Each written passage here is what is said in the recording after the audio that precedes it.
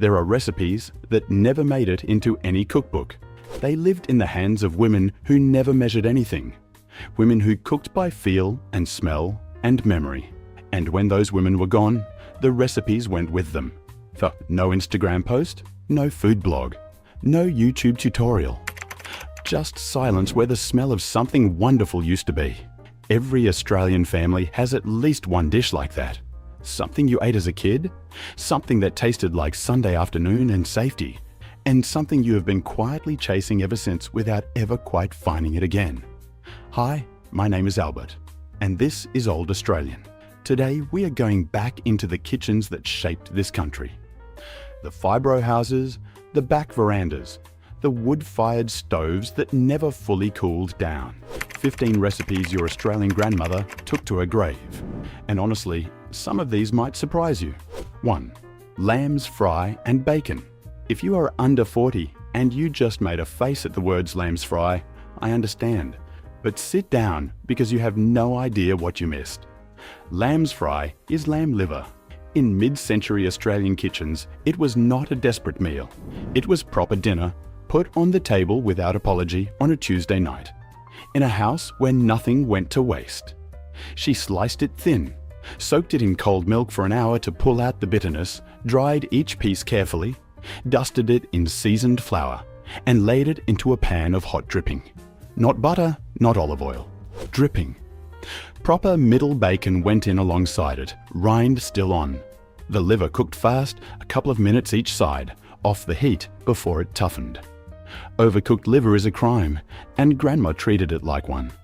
The pan drippings became a dark, glossy gravy poured over everything, including mashed potato with enough butter in it to make your cardiologist uncomfortable.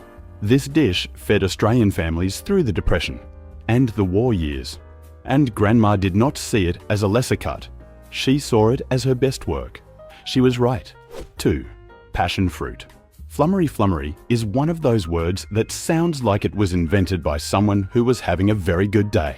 And the dish lives up to it.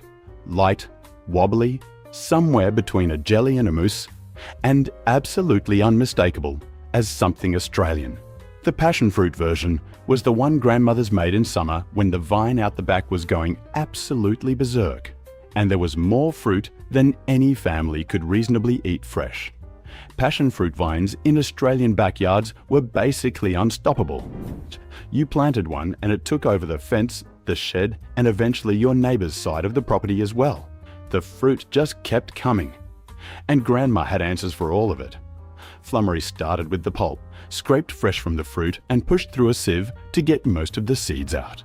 Some grandmothers left a few seeds in because they liked the texture, and honestly, they were not wrong, so that pulp went into a saucepan with sugar and water, and once it was warm and fragrant, in went the gelatin. Not packet jelly, proper leaf or powdered gelatine, dissolved carefully and stirred through until the whole thing was smooth and golden and smelled like a Queensland afternoon. Then it got whisked. That was the step that made flummery different from plain jelly. You chilled it until it just began to set. Then you beat it with a rotary egg beater until it turned pale and doubled in volume and had the texture of something between a cloud and a dream. Into glasses or a mold it went, back into the fridge, and a few hours later you had dessert. It was cold and sweet and sharp all at once. The passion fruit cut through the sweetness in exactly the right way. Kids loved it. Adults pretended they were just having a small serve and then had seconds. Irritin. It was cheap to make, required nothing from a shop if the vine was producing, and it looked far more impressive than it had any right to. This one disappeared, not because it was difficult, but because nobody thought to keep teaching it. A real shame. 3. Dripping toast. Let's talk about dripping. Because if you did not grow up in a house where a ceramic pot of beef dripping sat in the fridge with a layer of golden fat on top and dark savory jelly underneath, then there is a gap in your life that you may not have even known was there. Dripping was what you saved after roasting beef. Every drop of fat and juice that fell into the pan during cooking got poured into that pot and kept. It separated as it cooled. The fat rose to the top and solidified. Underneath it was this incredible dark meat jelly, concentrated and intense and deeply, deeply flavored. And your grandmother spread both layers onto hot toast and called it breakfast. Dripping toast was not fancy. It was not supposed to be. It was the kind of food that working families ate on weekday mornings before school and work, when there was no time for anything elaborate, and the budget did not stretch to eggs every day. You toasted your bread, and back then toasting meant holding it on a long fork end in front of the actual flame of a gas burner or wood stove, because pop-up toasters were either not around or not trusted. You spread the dripping while the toast was still hot enough to melt it slightly. A little salt on top. That was it. The flavor was extraordinary. Rich, savory, beefy, with a faint smokiness from the toast and just enough salt to make it feel complete. Children ate it without question because it tasted wonderful. Adults ate it cured because it was honest food that kept you going until lunch. Nobody makes dripping toast anymore. The dripping pot disappeared from fridges sometime in the 1970s and never really came back. We replaced it with margarine, and eventually with spreads that have no memory in them at all. That is the real loss. 4. Neenish tarts. Grandma's version, not the bakery. 1 now, neenish tarts are technically still around. You can still find them in bakeries, but I need to be very clear with you. What you find in a modern bakery is not what your grandmother made.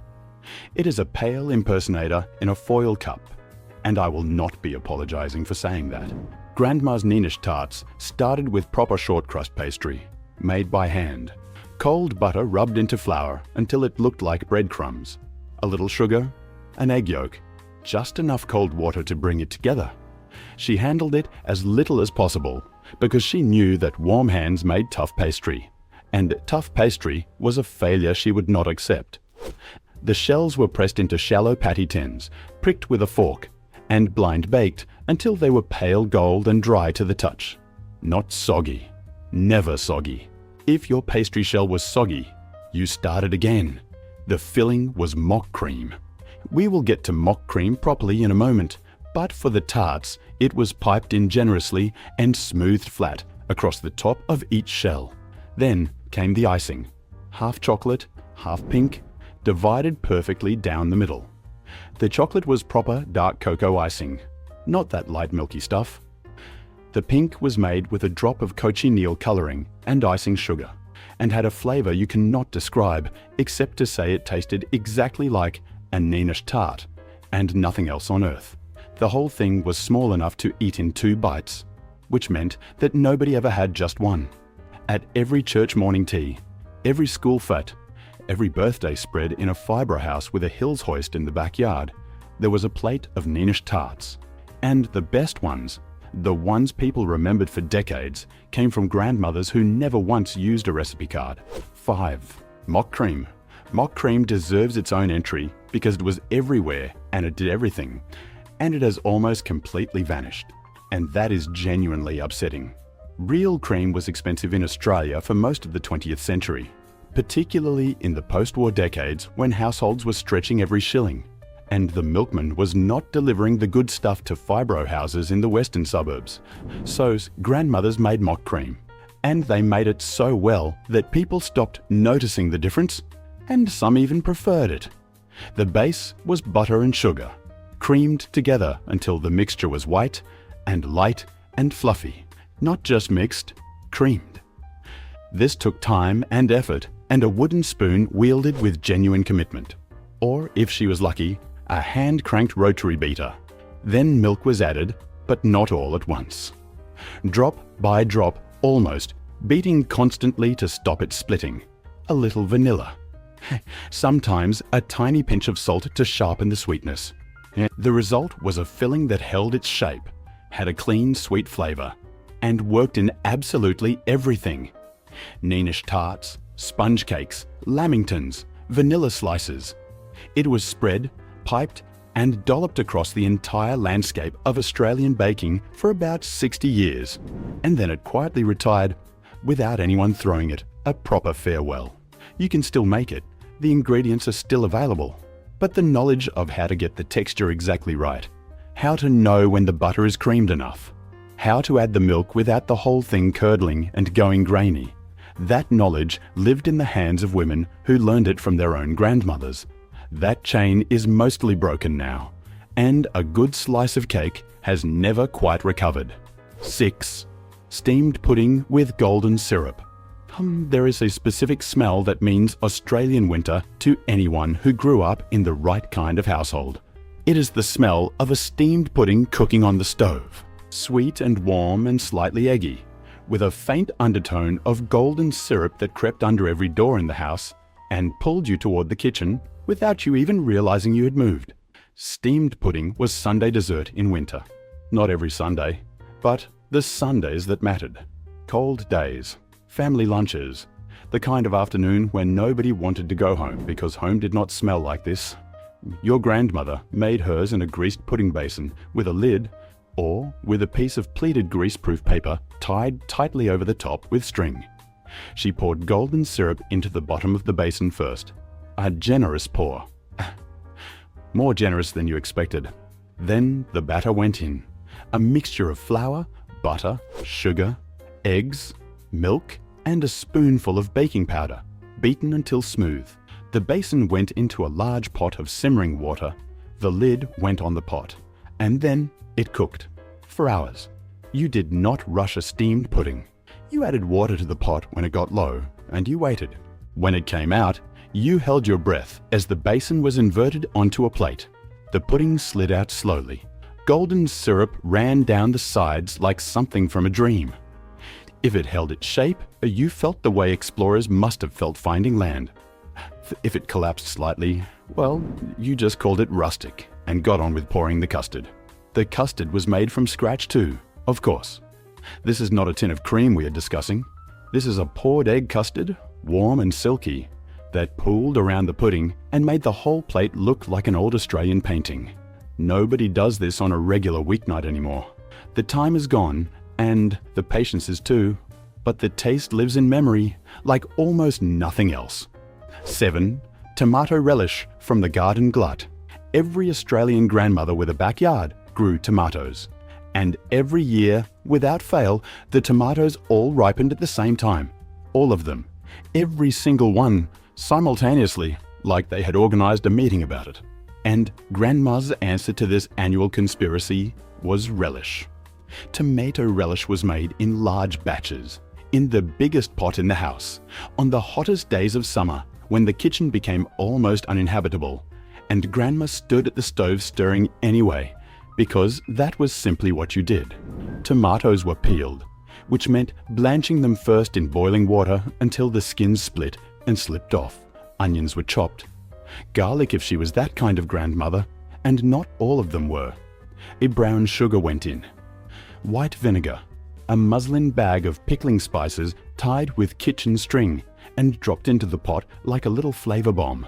It cooked down for hours until it was thick and dark and glossy, and the whole house smelled like something between a jelly and a vinaigrette, and completely, unmistakably itself. Then it went into sterilized glass jars, sealed tight, and lined up on the pantry shelf like soldiers. Those jars would see the family through an entire year, on cold meat sandwiches, on cheese and crackers, alongside a lamb chop, on top of a fried egg on toast. The recipe was never written down in full. It existed in ratios that Grandma knew by sight. A bit more sugar this year. The tomatoes are acidic. A little longer on the stove. The mixture is still too loose. When she was gone, nobody could quite replicate it. Close, but never exactly right. That gap between close and exactly right is where the grief lives. 8. Sago plum pudding. Sago is one of those ingredients that got quietly abandoned somewhere between the 1970s and the 1980s, and never found its way back to the mainstream, which is a genuine shame, because in the right hands, sago made some of the most comforting desserts in the Australian culinary tradition, and your grandmother's sago plum pudding was proof of that. This was the Christmas pudding for households that either could not afford or did not want to spend a week making a traditional steamed pudding with dried fruit and suet. Sago plum pudding used the small tapioca-like pearls of sago soaked overnight in water or milk, until they swelled and softened. Then they went into a batter with eggs, butter, sugar, a tin of plums or prunes, breadcrumbs, and a generous pour of bicarbonate of soda dissolved in boiling water, which made the whole thing fizz and rise. It steamed in a basin the same way as the golden syrup pudding, but the result was completely different. Lighter somehow, slightly translucent in places from the Sago pearls. Sweet and fruity with a texture that wobbled slightly when you turned it out, and made children stare at it from a respectful distance while the adults got it onto plates. Served with cream or custard at Christmas lunch, on a hot December day in a house with no air conditioning. Windows open, cicadas going absolutely berserk outside. It was perfect. Perfectly, inexplicably perfect. Sago has largely disappeared from Australian cooking. The pudding went with it. A quiet exit for something that deserved a standing ovation. 9. Grilled sheep's tongue. I am going to be honest with you. This is the entry where I lose some of you. I understand that. But stay with me for just a moment, because this dish was a legitimate staple in Australian homes through the 1940s, 50s, and into the 60s. And dismissing it entirely means dismissing the ingenuity of the women who made it taste genuinely good. And sheep's tongue. Your grandmother bought them from the butcher, sometimes in pairs, cheap as anything, because nobody else wanted them. She simmered them in a pot of water with an onion, some peppercorns, a bay leaf, and a splash of vinegar for a couple of hours until they were tender all the way through. Then she peeled them while they were still warm, because once they cooled, the skin became difficult, and she had no patience for difficult. The peeled tongues went onto a hot grill pan or under the griller, brushed with a mixture of butter, mustard, and a little Worcestershire sauce. They coloured up quickly, taking on char marks and a glossy brown finish that looked frankly magnificent. The flavour was mild, much milder than you might expect, rich and slightly sweet, with a texture closer to good braised beef than anything else you might associate with the word tongue.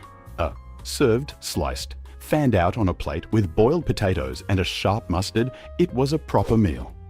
It was economical, nourishing, and required the kind of skill that Grandma had spent decades quietly accumulating. Today, this dish is gone from Australian home cooking almost entirely. The knowledge of how to prepare it left with the generation that valued it, and the butcher's window has been the poorer for it ever since. 10. Vanilla slice. Grandma's scratch version.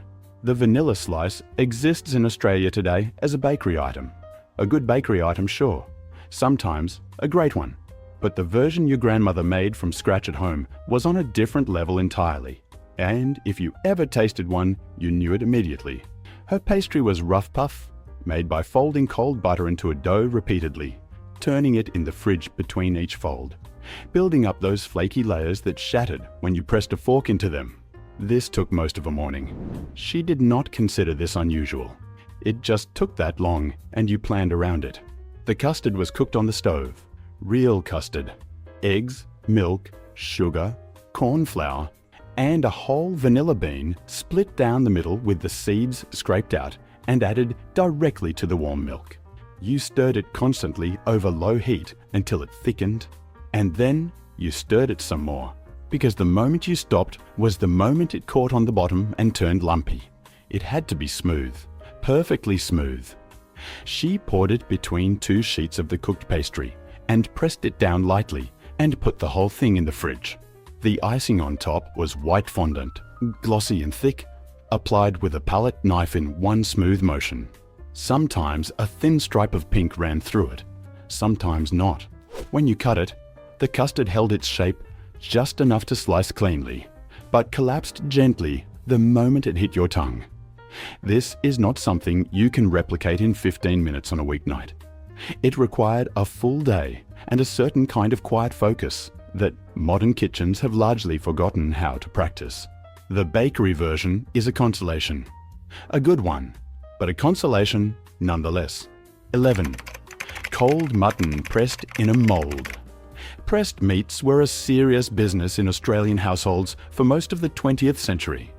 And cold-pressed mutton was one of the most practical, most quietly brilliant things a grandmother could put on a table for a summer lunch.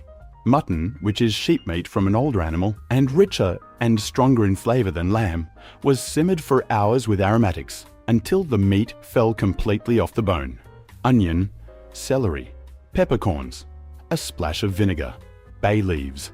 The whole house filled with a savory cloud that made the neighbors wonder what was happening next door in the best possible way. The cooked meat was then stripped from the bone, shredded or pressed through the fingers into small pieces, seasoned generously with salt, pepper, and sometimes a little nutmeg or dried herbs, and then packed tightly into a loaf tin or a proper ceramic mold. The cooking liquid, reduced and concentrated and naturally gelatinous from the bones, was poured over the top. A plate was placed on top of the meat with a weight on it. Into the fridge it went overnight. The next day, the mold was turned out onto a serving plate. It held its shape perfectly, sliced thin and cold, served with pickles and bread and the tomato relish from the pantry shelf. It was a complete lunch with no cooking required on the day. Smart, economical, and enormously satisfying. Mutton itself became unfashionable. Younger and more delicate lamb took its place, and the flavor profile changed. The skill of pressed meats went with the older generation. But anyone who ate cold, pressed mutton on a hot January day, with a glass of cold water and a piece of fresh bread, knows exactly what has been lost. 12. Pumpkin scones. Now, pumpkin scones are not completely extinct. I should say that up front. You can still find them. Queenslanders in particular will insist loudly and at length that they have kept this tradition alive, and they are largely correct and should be respected for it. But Grandma's pumpkin scones were specific. They required specific pumpkin, Queensland blue pumpkin, grown in the garden or bought from the greengrocer, roasted until soft and mashed until completely smooth, and then cooled until it was absolutely cold before it went into the dough. Not warm. Cold, warm pumpkin melted the butter and made the scones heavy. She had learned that lesson once and never repeated it. The dough was mixed quickly, like all scone dough, because the more you handled it, the tighter the gluten became, and tight. Gluten meant hard scones, and hard scones were not something Grandma was willing to put on a plate. She patted it out gently on a floured surface and cut rounds with a glass dipped in flour, pressing straight down and never twisting, because twisting sealed the edges and stopped the rise. They went into a hot oven on a tray and came out golden and slightly orange, and smelling of warm pumpkin and butter, eaten straight from the oven, split, with cold butter that melted on contact. They were the kind of thing that made you feel like everything was going to be fine, even on days when it demonstrably was not. The secret was the pumpkin to flour ratio, which Grandma knew by the look and feel of the dough. She never told anyone exactly. That might have been on purpose. Hard to say. 13. Junket. Junket is one of those dishes that needs a quick explanation before we go any further. If you are under a certain age, you may have heard the word, but never actually encountered the thing itself. And that is exactly the kind of gap this channel exists to close. Junket is milk set with rennet, an enzyme that turns the protein in warm milk into a soft, barely there gel. Not a pudding, not a custard, something quieter than both. Grandma warmed the milk to just above body temperature, stirred in a little sugar and a few drops of vanilla, added the rennet tablet dissolved in cold water, gave it one gentle stir, and then left it completely alone on the bench to set. That last part was everything. You did not touch it. You did not peek. You did not hover over it like a seagull at a fish and chip shop. You trusted it. And 20 minutes later, you had junket. Served cold with a grating of fresh nutmeg and a small drizzle of golden syrup, it was given to sick children, to elderly relatives, and to anyone who just needed something gentle that day. Rennet tablets quietly disappeared from supermarket shelves over the decades. Junket went with them. It should have been a tradition. Instead, it became a footnote. 14. Bread and butter pudding. The real one. Bread and butter pudding still exists, yes. It is on cafe menus right now with brioche and a double cream, and a scoop of something expensive tilted against it. And look, fair enough, that version is perfectly nice. But calling it the same dish as what Grandma made on a Thursday afternoon from the end of a stale loaf is, I would argue, a form of historical revisionism. Her version started with white sandwich bread that was genuinely past its best. 2 or 3 days old, slightly dry around the edges, buttered on one side, layered into a greased baking dish. Sultanas went between the layers because sultanas were always in the pantry. Sometimes currants. Sometimes a pinch of mixed peel if the tin was not empty. The custard was eggs beaten with milk, sugar, and vanilla, poured slowly over the bread, and then left to soak for at least half an hour before the dish went anywhere near the oven. Grandma was patient about this. She was patient about most things, which is probably the whole explanation for why her food tasted the way it did. It baked slowly until the top was puffed and deeply golden, and the bottom layer of bread had become something between cake and cloud. Eaten warm with cream, or cold from the fridge the next morning as a breakfast, nobody ever admitted to out loud. The restaurant version is good, but it does not taste like using something up. It does not taste like resourcefulness made delicious. And that specific taste is now gone. 15. Burnt fig jam. This is the one I think about most. Not because it was the most technically difficult, but because it is the most completely lost. Tied to a particular tree, a particular season, and a particular pair of hands that understood exactly how far to push it. Every Australian neighbourhood of a certain era had a fig tree, usually enormous, usually half over the fence, technically someone's property, but functionally everyone's business. In late summer, those trees buried themselves in fruit, all ripening at once like they had planned it. Or cake. Grandma's answer was jam. But not ordinary jam. The figs went in overripe, nearly split, deeply sweet. The pot went over a high flame and stayed there until the mixture reduced past the point where most people would have pulled it back. The bottom caught slightly. And that was not a mistake. That scorched caramelized layer stirred back through was the entire point. The finished jam was dark, nearly black, with a bitterness threading through the sweetness that made it complex, in a way no commercial jar has ever come close to. On bread with butter, it was almost unbearably good. On sharp cheddar, it made every other cheese platter irrelevant. These 15 dishes did not disappear because they failed. They disappeared because we stopped watching. We stopped asking questions before it was too late to ask them. If you still have someone who cooks the old way, go and sit in their kitchen. Watch what they do. Ask them to show you, not just tell you. The hands know things that words cannot carry. I am Albert, and this is Old Australian.